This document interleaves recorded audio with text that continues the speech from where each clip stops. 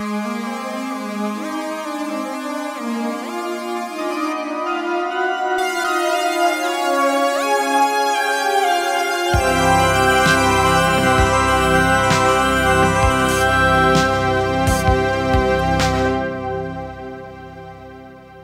Boy Who Could Fly from 1986. This has, for me, and I know many, many others that are, super fans of this music as well as the movie, it really sticks with us all these decades later, and it's in a really, really great tune. This one not in E flat, this one's in C.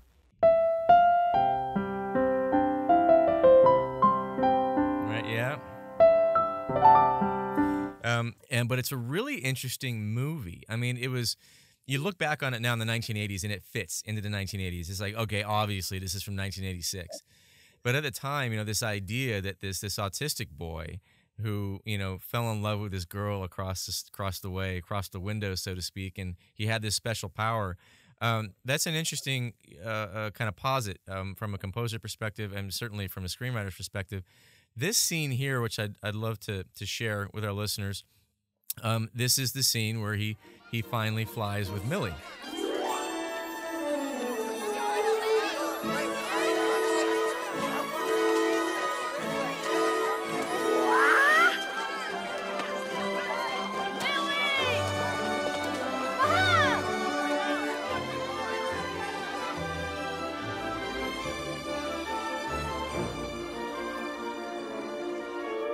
What's this? What is it? Explain it. Hi, Geneva! They're flying! This is great! Go tell your mom! Oh my god, you look great! This is fantastic! I don't believe it! You look fantastic! Hugo, my sister can fly! That's good, Lois. See? Told ya!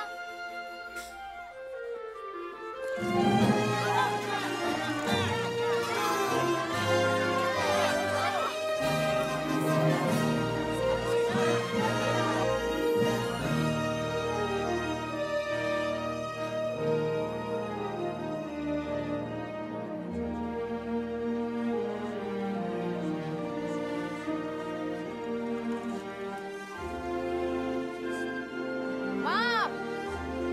Hi, Geneva. Hello.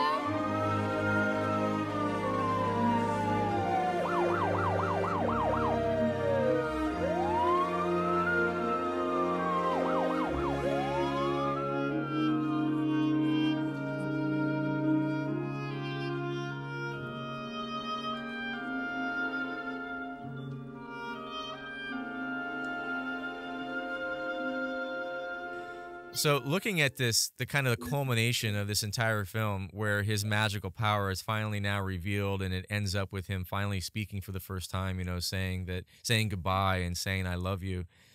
What a beautiful scene. I mean, it's really a very poignant film in general, but particularly this scene. And kind of, away from Silverado, here you got the strings playing that beautiful melody up top in the first position. It's great. I'll tell you a funny story about this that actually it's not specifically about the movie, but several years later, I don't know, 10 or 12 years ago, I had written a piece for band, which I then transcribed into orchestra, called American Hero. And it was written to celebrate, it had been commissioned by the Air Force to celebrate the life of the man, I forget his name, General Robert somebody, who wrote a book called God is My Co-Pilot. It was a famous book, had been made into a movie. And so I'm thinking, gee, maybe the Hollywood Bowl could play this for the 4th of July. So I called up John Mauceri and I told him about the piece, and he said, does it have anything to do with flying? And he said, because this is the 100th anniversary of flight. And I said, well, yeah, it actually does. So I said, well, send it to me. I want to hear it. So I sent it to them, and they eventually played it. So anyway, I put a CD and I put my score into the envelope, and I address it to John Mauceri, and I call up the messenger. An hour later, the messenger shows up at the door.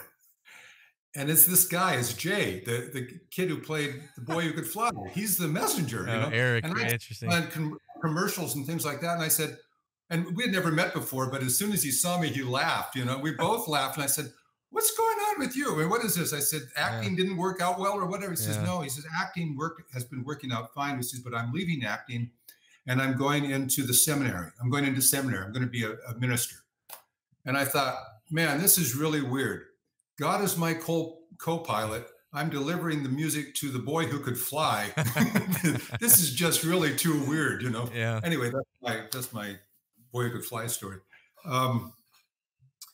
This was a funny movie because it made the studio nervous. They actually tried it out with the title blocked out. They were afraid that the title, The Boy Who Could Fly, gave away the story. Well, sort of. You know? Spoiler alert.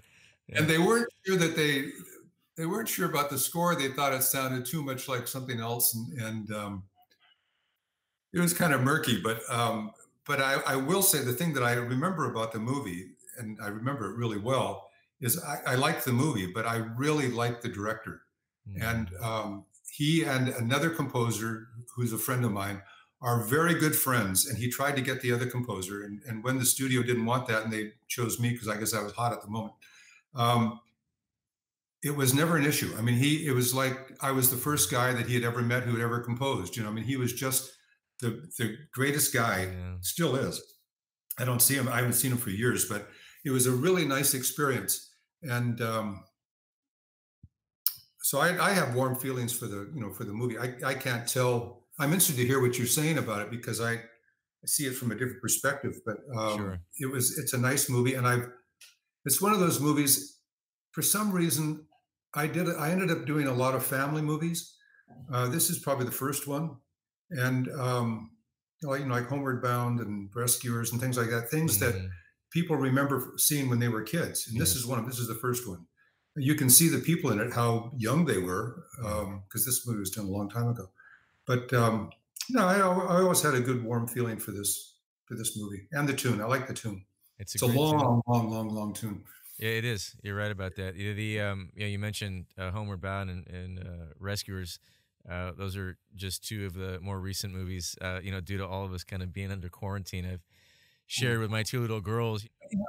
I've come across that with your little girls who are now adults. I mean, in other with other people. Yeah. And it's been amazing to me the influence of some of this music. And I have to credit that it's music in a film. So it's really the film, it's the music that's accompanying the film. But I've had the most incredible things said to me about scores like Homeward Bound, saying, this music changed my life. Or the first time I was ever aware of it, a girl came up in a hair salon. I was there to pick up my wife. And she's a young girl. She was about 23, 24. She was taking appointments and all that stuff. And I'd been there a couple of times. And she walked up to me. She said, I just figured out who you are. And I said, oh, really? Who's that? And she said, you're Bruce Broughton. You're the man who wrote the music to The Rescuers Down Under. And I said, why do you know this? She said, because that was my favorite movie as a little girl. And I've watched it over and over and over again. Would you sign my CD? And I thought, wow, what a weird story. But I've had that story in one shape or another follow me for 20 years. And, it's really great. I mean, it's really great because your story is even better because people are still watching it. Kids are still watching it. So you feel like you did something good with your life, Yeah, I think as certainly as parents, and one of our jobs is to live vicariously through the context of our children's eyes, and kind of sharing with them the things that we loved as children, just to kind of see how they might react, and share that experience 30 years later, so to speak. It's a lot of fun.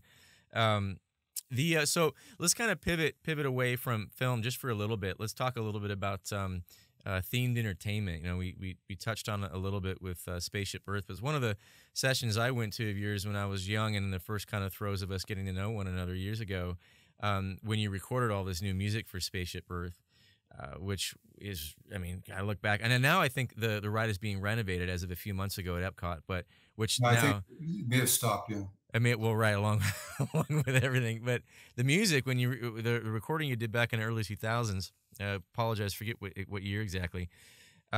One of the challenges that you had shared on that particular project was the looping effect. How are you going to solve the looping effect of having that music, you know, kind of like the small world effect, so to speak, I guess, to kind of sum it up for Yeah. people. That's that same music over and over, but fresh and unique with the new room.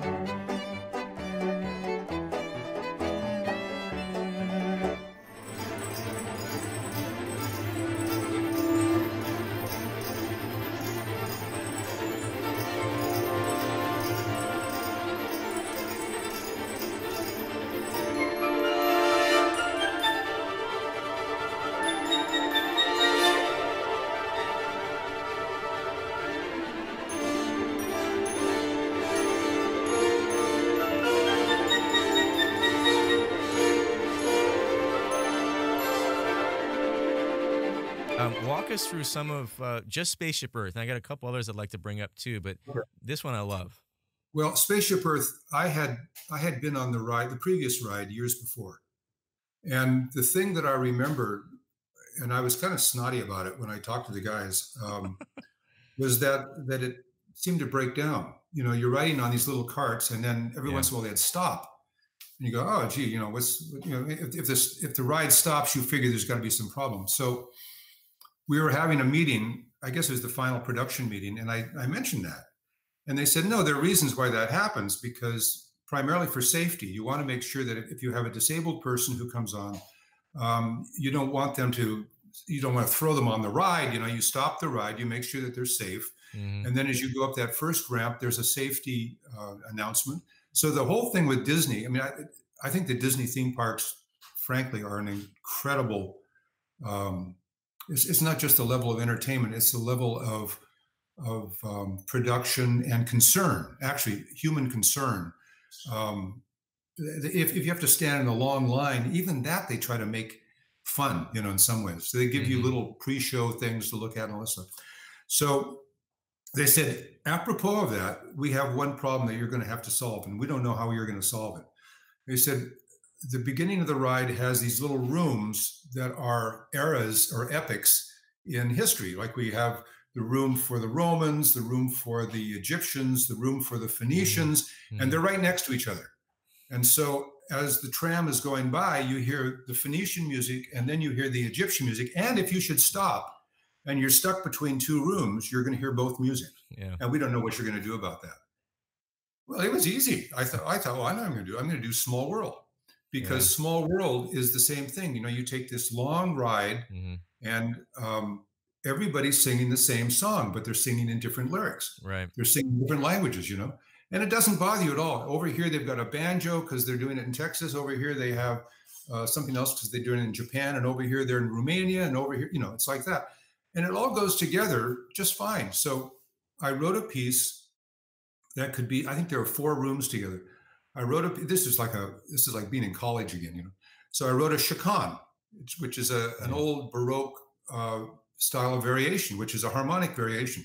So I wrote a chaconne, I wrote out my chords, and then I put all of the pieces in the same tempo and over the same chords, and I constructed them so that one could be played against the other. And then on my sequencer, I put all four versions together and played them all at once to make sure that if anything stuck out, I'd pull it out and I'd change it. Simple. But along with that, the thing that I really liked about Disney, and I'd done several of the theme park shows before Space Mountain or Spaceship Earth. The thing I liked about the Disney thing is that only with Disney could you get a problem like that. Because every time you took on, I mean, seriously, every time you took on a new show, I used to say to the guys, I said, every time I see one of these shows, I don't know what the heck I'm going to do because I don't have a clue as to what's happening here. Yeah. And you're bringing me problems that I don't know how to solve, but in a couple of weeks, I'll have it all figured out, you know? And the guys are like the best guys in the world to work with. I love doing the theme park stuff. I love doing animation because everything has been figured out. The people are super smart. Yeah. They're super committed to what their work is. They're super creative. It's just the greatest bunch of guys. And the anxiety that they have is a creative anxiety. It's not, will this work? Will this work? We know that it's going to work and it's going to be there for several years and millions of people are going to see it. They just want to make sure everybody gets the biggest bang for their buck. They're great jobs and great people who work on them. The one of the other things that sticks out for me, and this is not only because of how well the music is constructed and the history of the ride, so to speak, but I wanted to bring this up because a bit due to Jerry Goldsmith, who was a friend of both of us, and when you redid the music to Soaring Over California, and it was Soaring Over the World, or is that what it's called, Soaring Over the World now? World, yeah. And this is almost like kind of a curiosity question, and only because I know you are a very well-studied composer who is very, very careful with every decision you make. There's a moment in that where we go to Egypt, and I could be totally wrong. It could be coincidental, in which case tell me if it is. But there's a moment in there where it seemed like there was kind of almost an intentional tambourine, low tom-tom reference, boom, to The Mummy by Goldsmith when you're in Egypt. No, I've never heard that before. No, really? That's okay. entirely, but it was probably my homage to Jerry. Not that we needed one, but right. It's that one. It's, you look at kind of the history of that ride, and I remember turning to my wife the first time that we went on that ride after it had been redone. Prior to Jerry's version, and it was your version. I looked at her, and this is not an exaggeration. I turned her to the left, and I said, I think Bruce probably wrote this music because you can tell it's incredibly well written. That's a great one. Maybe you can kind of walk us through a little bit of how you were approached about being a part of the redo. Actually, I really got into the theme parks, not the making of me, not the very first one, but with the people who I continued to work with all the way through that. I initially got into because of Jerry. The first one I did was Time After Time. There's a French word they use for it. Anyway, Time After, which is one of these Circle Vision things. And Jerry was supposed to do the ride. And he was still working on a movie, so he couldn't do the ride. So I got the job. I've had 2 or 3 jobs like Baby's Day Out and Tombstone where Jerry was supposed to do it and he fell out. So I got to do it. So aside from the fact that I just absolutely adored his music and thought he was a great guy and all that kind of stuff, it was such a great job to get Soaring Over the World because I got to use Jerry's material, which people were always oohing and awing about anyway. And I got to work with his stuff. Yeah. So I got his scores, and there's a lot of stuff in the movie. I mean, there's a lot of it that's been rewritten, of course, and been reorganized. But there are some things that are pretty much the way that Jerry wrote them for the first one. I mean, whenever it fit, I could use his fanfare and his theme and all that kind of stuff. That's all Jerry. And then I filled in all the other kind of stuff. It was, again, I mean, it was one of those theme park things that, when would you get a chance to do this again? I mean, as a movie, that soaring ride is the best ride in the park, period. Yeah. It doesn't matter whether you're 90 years old or you're 10 years old. It is absolutely the best ride in the park. But when would I get a chance to work with essentially my hero, my musical hero? Yeah. who isn't available and is entrusting me in a sort of way to be able to do his stuff well, and so, yeah, it's me and it's Jerry. It's me and it's Jerry. In fact, one of his themes doesn't finish. So on the pre-show, I've done a couple of different pre-shows. I just did one a year or so ago for China, Tokyo Sea, Yeah. where I had to continue his tune. So his tune is like half Jerry and half Bruce. I don't know how he'd feel about it, but I felt good about it. So anyway, Yeah. that was a real honor to be able to work on that one. But you did add some new things to it for sure. I mean, you brought your voice to it, which I immediately identified, and I'm sure I'm not the only one that identified it. And you brought your quality level of composition, which look, I'll say it loud and clear. And I know all of our listeners agree with this. You are a composer's composer, as I said before, and we all look up to you, and you bring consistently this level of quality. It just reminds me of a story. I remember years ago we were talking about, there was this, I forget what movie this was. You were working on it maybe 6 or 7 years ago, and you wrote this 8-part fugue to a dialogue scene, and you were kind of joking about it with me after the fact. It's like, well, this is your words. I'm not so sure I should have written the 8-part fugue, but it sure was a lot of fun. And I share that story only because there's not all that many people, honestly, that would not only attempt to write an 8-part fugue right now in film and television, but might not even really know how to do it in a really, really great way. And, so I mean that in a very complimentary way, but that was a fun story. I don't remember what that is. Probably a lot of other guys would do it with a whole note, and that would work pretty well too. It could, that G, that's a great whole note. Anyway, we'll pivot to, one of the other fun ones that we love over at California Adventure, and it's not so much a ride as it is about the mood that it creates, and that, of course, is the music you wrote for the kind of the Napa Valley experience that's there. Oh, yeah, and I really do love that one because it's a departure from all the other things that not only you hear in the park, but some of the things, and I'm not aware of every note you've written in the theme parks.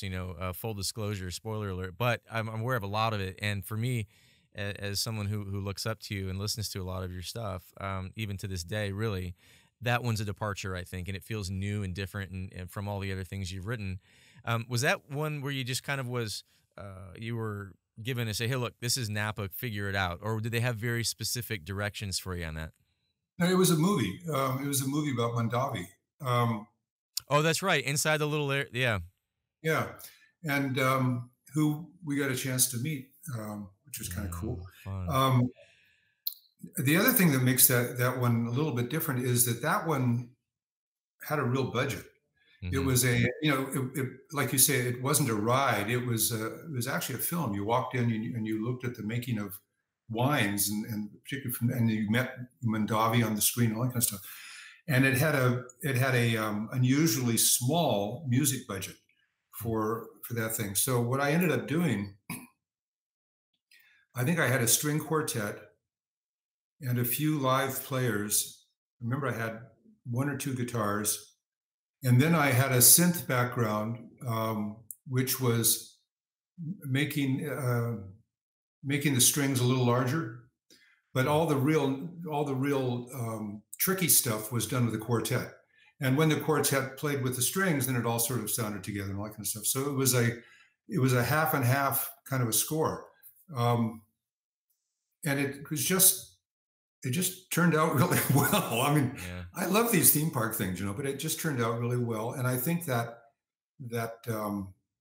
because I focused so much on just 2 or 3 or 6 or 7 players, because it was really an intimate kind of a thing, in an intimate kind of a movie, in an intimate space, it took on that kind of a quality that the other ones, which, when you've got 9 screens around you, you don't do intimate. You just do big and you blow it out the walls. Mm-hmm. It's looking back at all the things you've done, even just for our local parks, Disneyland and California Adventure, not the least of which, well, I should say this. Let me say it this way: as a local guy who goes to Disneyland, I've been going to Disneyland since I was 2 feet tall because I grew up in Huntington Beach. There's something special about Disneyland, right? And California Adventure when it extended out, given that kind of everything started out here as far as themed entertainment for Walt. And there's a magic that I think a lot of people feel out here. And I'm not saying there isn't any magic at Epcot or in Tokyo. There certainly is. But a lot of the things that go through, I don't know if this is the right phrase to use, but the testing phases.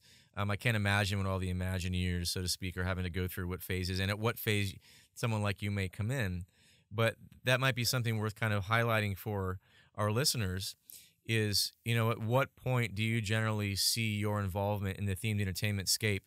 Because it is an interesting one. It's different than film. And, it's not where, the movie's in the can, you've watched it, you spotted the film, and you go record. It's much more of I imagine, a collaborative endeavor. Yeah, it is. It's, I don't think I've ever read a script on one of these things.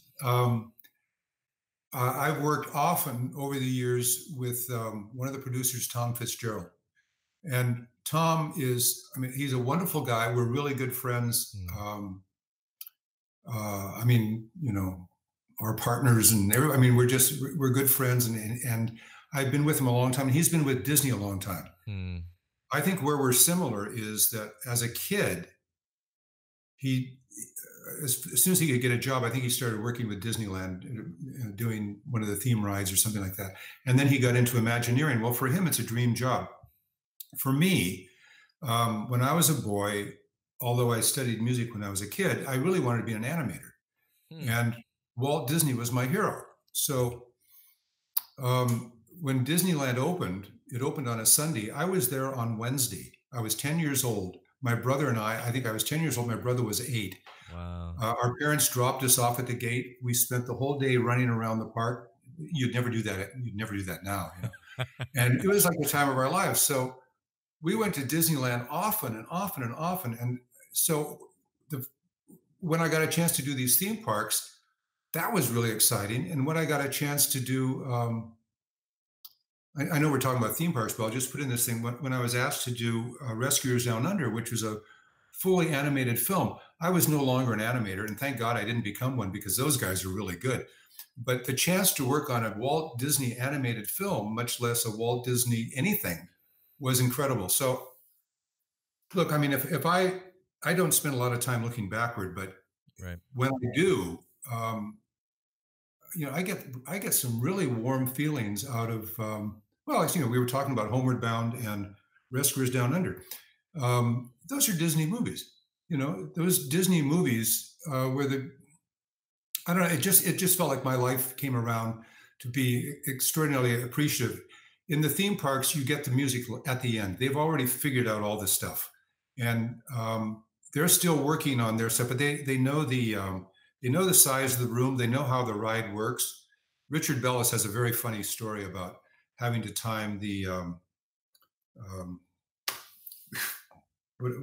what's the name of it? Dum da dum dum dum da dum. The Raiders March. Raiders March. Yeah, Raiders. Okay, Yeah, the Raiders. He had to time all that because it was his job to put together all that music, and it's hysterical. They're bouncing up and down things, but they know technically how it works. They know how long it takes to have the doors open to get all the people into the attraction, and they know how long it takes to get them out. One of the things you often have to write with these things is something called a fill and a spill. And I asked them, what does this mean? What's a fill? The fill is the music you write as the people come into the auditorium. The spill is what you write when you go out. This stuff is all timed. They know exactly how long it takes everybody to go in. So they give you all these timings, and when the doors close, when the lights go on, when that's going to happen, when your cue starts. All of this stuff has been worked out. There's no screwing around with it. And then when it's done, you look at the show. Like I remember on Ellen's Energy Adventure, it was in a huge panorama where they had people movers that actually moved through this thing. We did that. We walked through the show. We saw the entire attraction. We did the whole experience. You have to, because they're going to have millions of people. Literally millions of people are going to come through and look at this over the next several years. So they're very exciting things to do. And you take, at least I do, I take the job really seriously because I realize you're going to get letters. You're going to get emails from people, or they're going to ask you a question about, when you turn the corner there, I hear a trumpet. Did you mean to play a B flat, or was that supposed to be you get That's crazy great. questions. You actually do get questions like that. And then you also get people who, I mean, it's very moving. I've gotten emails, even just recently, people who just write to thank me Yeah. for the enjoyment that they've gotten over my music over the years. Sometimes they particularly like this show or that theme park thing or whatever it is. It's really amazing. I'm just a composer, I'm just sitting here pushing notes around, trying to get something out from the inside. But the feedback on it is, God, it's great. I mean, it's really, it's really heartwarming.